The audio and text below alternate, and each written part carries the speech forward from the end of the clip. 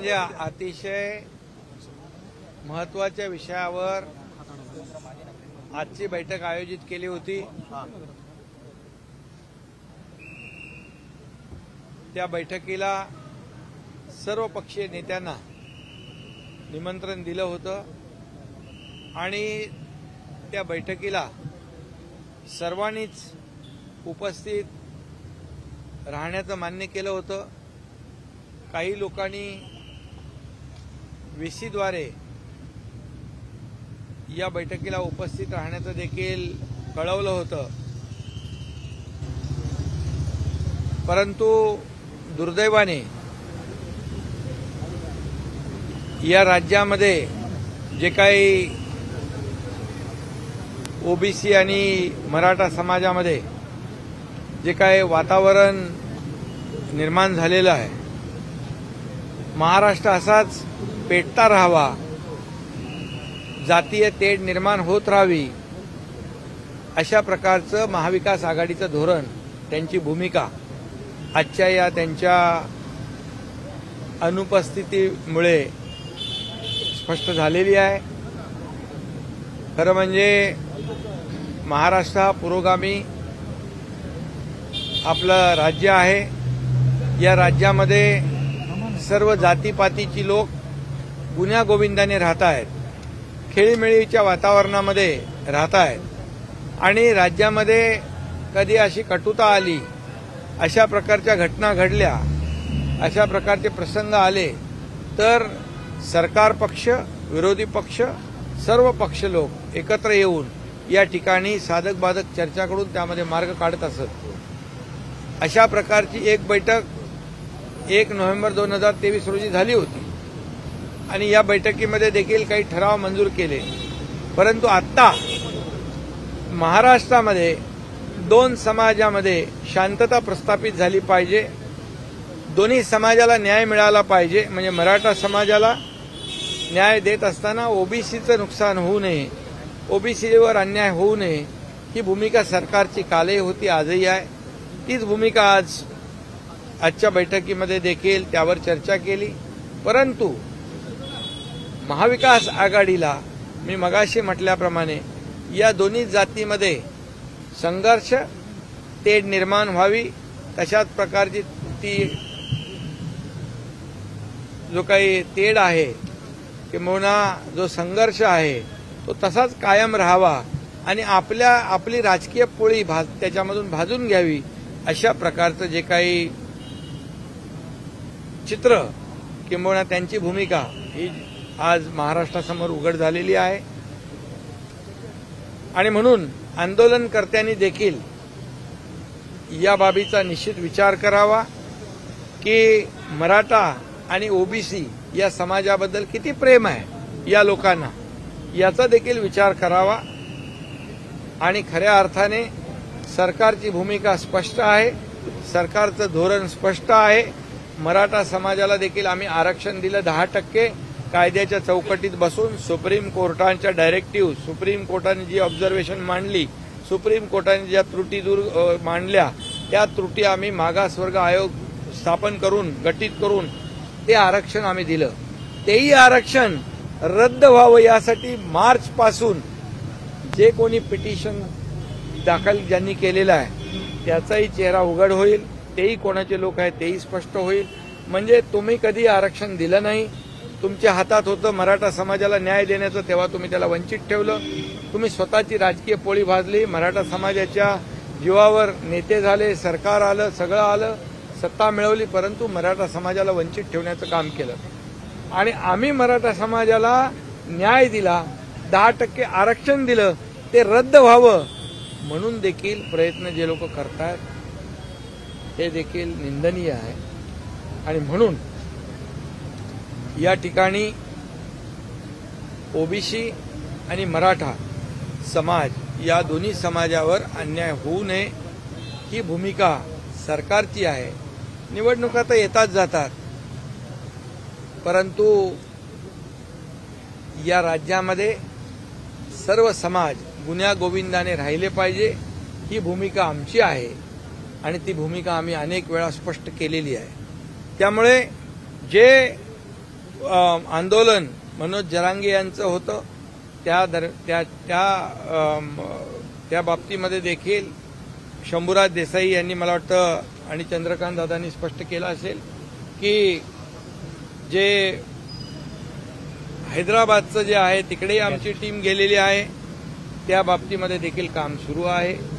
कुणबी प्रमाणपत्र जे आहे हे जुन्या नोंदीप्रमाणे जस्टिस शिंदे कमिटी गठीत करून तेही आम्ही देण्याचं काम केलेलं आहे, कधीच मिळत नव्हतं.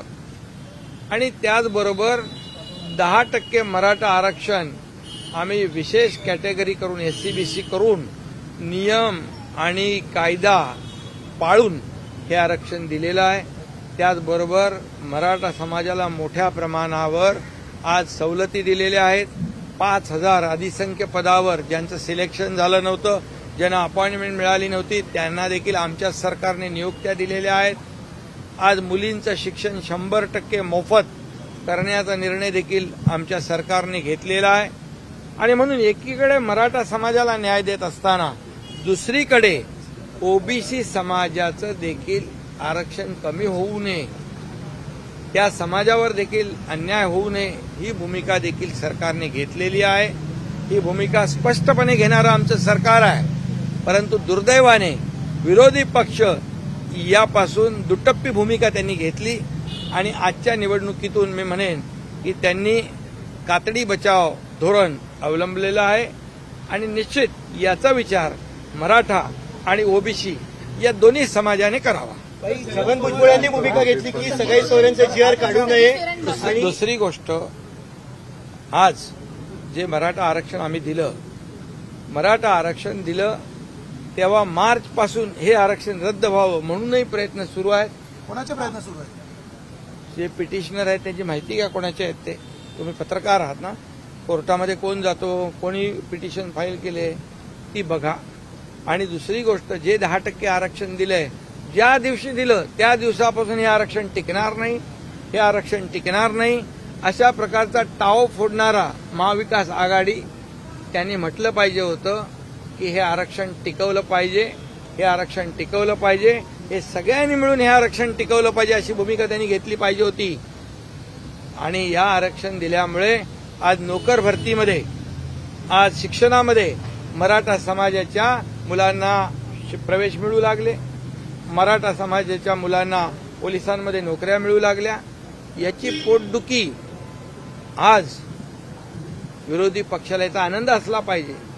परंतु दुर्दैवाने खायचे दात वेगळे आणि दाखवायचे दात वेगळे ही भूमिका त्यांची यातून स्पष्ट झालेली आहे. त्यामुळे पुन्हा मी एकदा सांगेन, सरकारची भूमिका बदलली नाही, बदलणार नाही. सरकार पूर्णपणे या ठिकाणी कायद्याने काम करते आहे. आज काही मुद्दे समोर आलेत, काही ओपिनियन समोर आलेले आहेत, त्याची पडताळणी कायदेशीर बाबीची तपासणी केली जाईल. ॲडव्होकेट जनरल यांचंही मत घेतलं जाईल,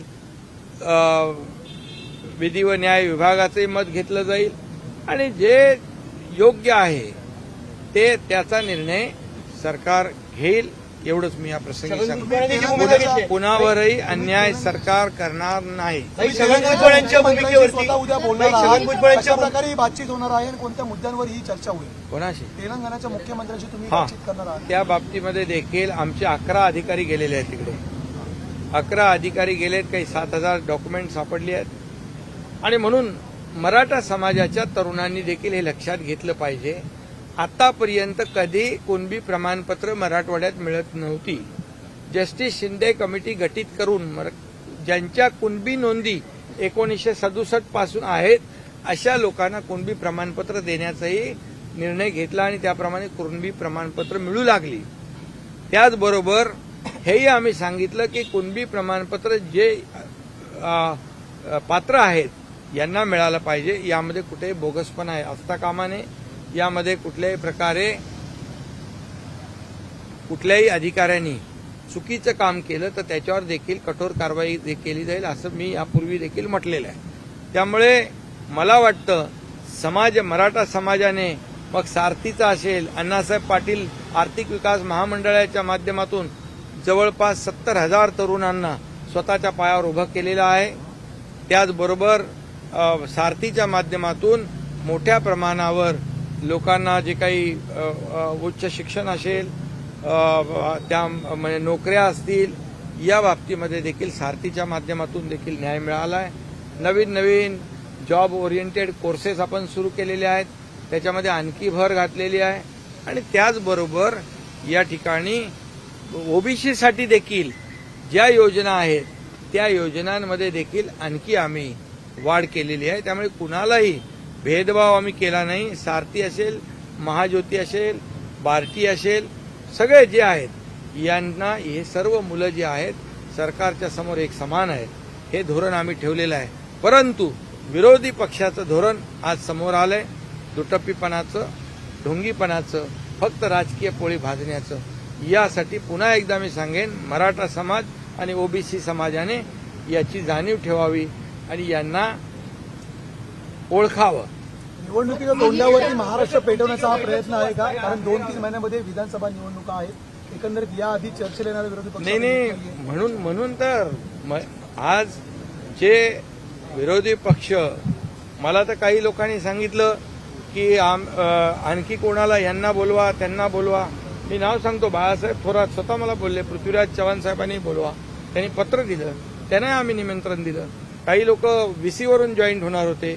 आणि त्यामुळे हे आज जे काय पोटात एक आणि पोटात एक ही वस्तुस्थिती समोर आलेली आहे. राज ठाकरे